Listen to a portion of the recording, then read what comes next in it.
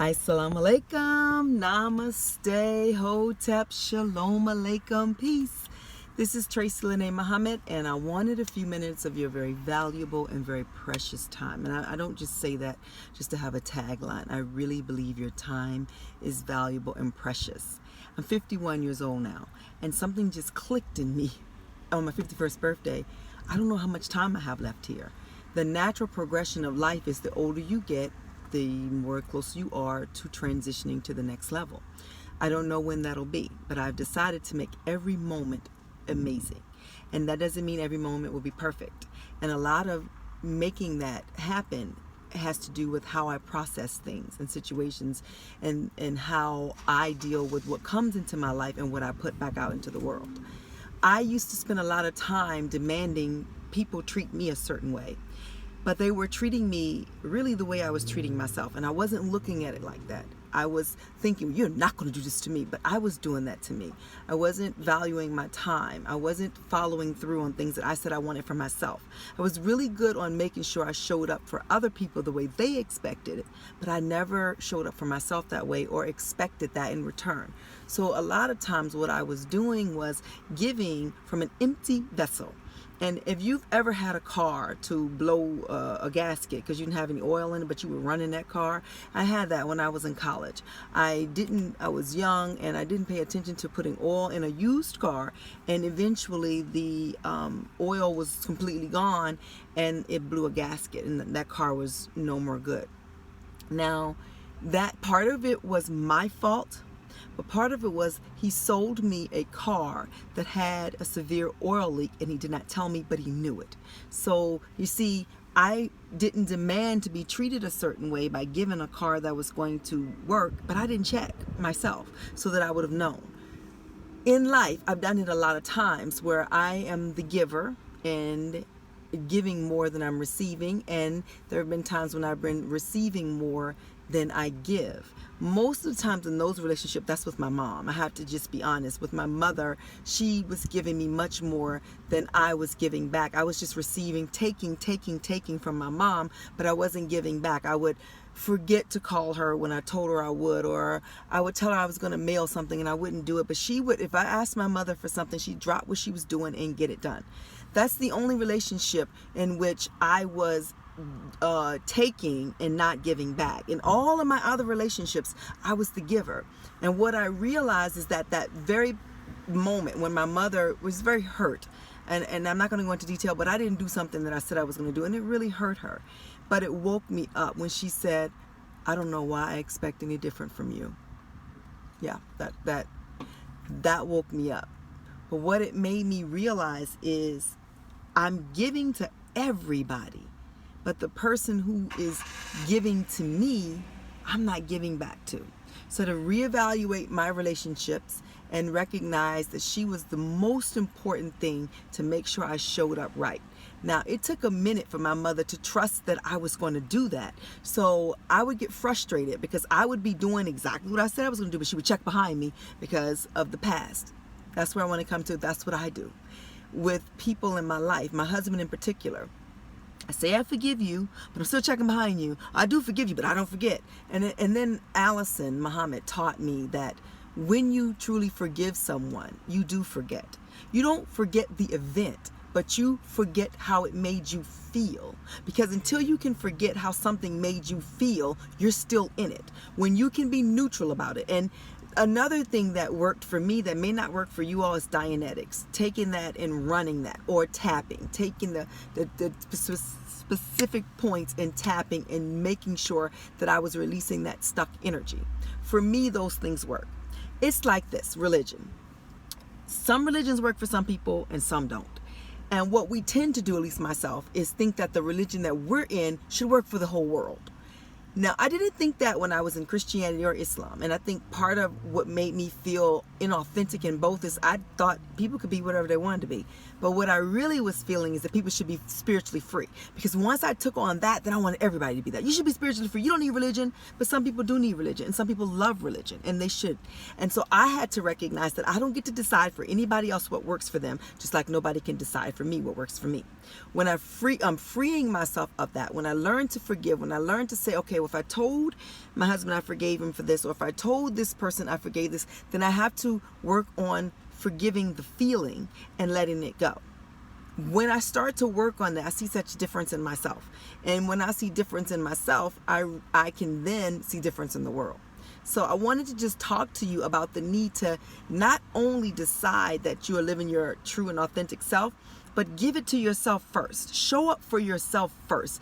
Be the you for you that you expect from other people, and your circle will change. I also do not believe that just because somebody comes into your life that they have to stay there forever. They can choose to leave. That's when you have to put your big girl panties on or your big boy boxer briefs on and let them go. Not letting them go saying that very arrogant statement, you'll never find anybody better than me. I don't believe that necessarily is so, because I leave somebody's life that they're not going to find somebody better than me. They may find somebody better suited for them, or they may find somebody that shows up in life on a higher level than I do. I'm learning that that's an arrogant, egotistical way of me still being in fear that I wasn't enough. Because when I now know that I'm good enough, I don't really, honestly, I love my husband, but if he were to walk out the door tomorrow, I would be okay. Yes, it would hurt, but I would be okay. And the same with my children. I love my children like everything.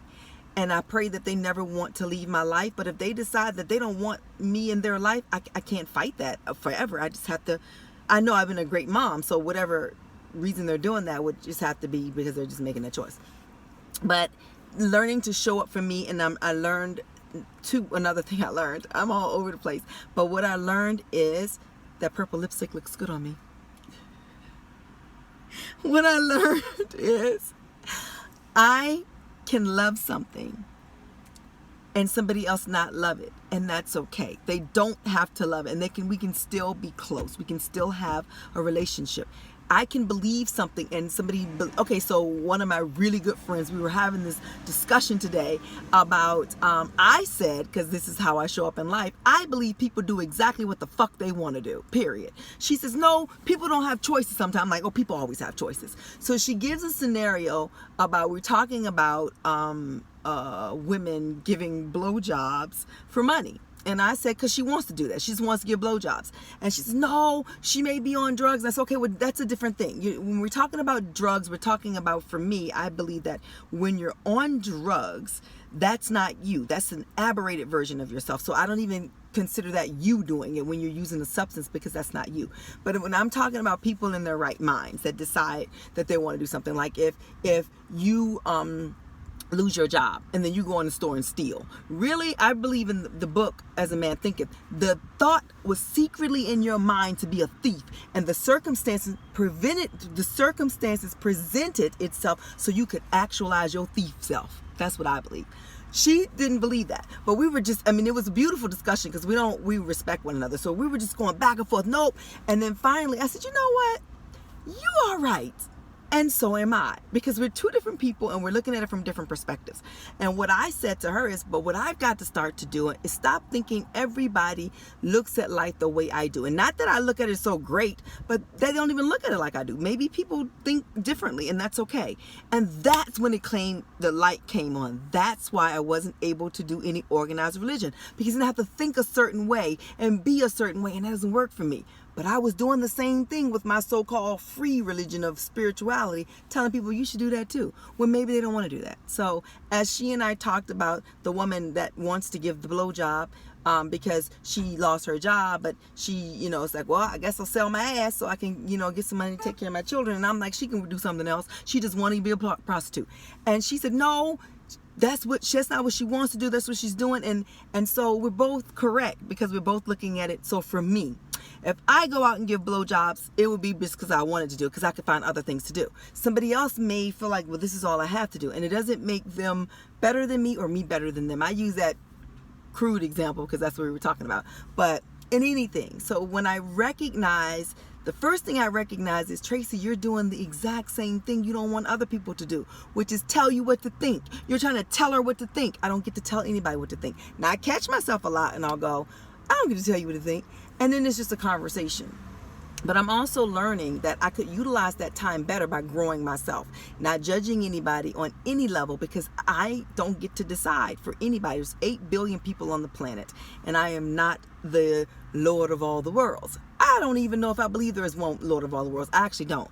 I don't know what I actually believe, but what I believe is everything is up to interpretation on what works. So what works for me is meditation and tapping and Dianetics and journaling and forgiving from a space of freeing myself from that person and loving them and seeing the tie going. That's what works for me. That may not work for anybody else. What works for me is tomorrow is a new moon, and I believe in new moon energy and manifesting. So I am going to be doing the new moon rituals and the manifesting. One of the things that I was doing is I do the rituals, and somebody said, well, that didn't happen. And then my ego would jump in and go, yeah, it didn't happen. What didn't happen? Instead of recognizing that planting a seed in the ground, digging up the dirt, putting the seed in, putting the soil back on it, I will not eat that same second. I have to cultivate it and watch it. And out of control on how the weather might react to that. So it's all like you plant the seed, you nurture it, and then you trust. So that's what I'm at. I'm at this space now where I'm trusting. I'm at this space now where I'm not beating myself up or shame about anything. I'm recognizing that I'm 51 and time is moving and I'm not going to get left behind. I don't know when this journey is going to end, but I know it's going to end. And when it does, I will be the winner. So will you if you want to. I heard Minister Farrakhan say that. I will be the winner, living or dead. And I will be too, and so will you if that's what you want. I'm going to go teach this kids yoga class, children's yoga class, kids are goats, children's yoga class. It's been amazing talking to you or talking at the screen, and hopefully you're listening to it.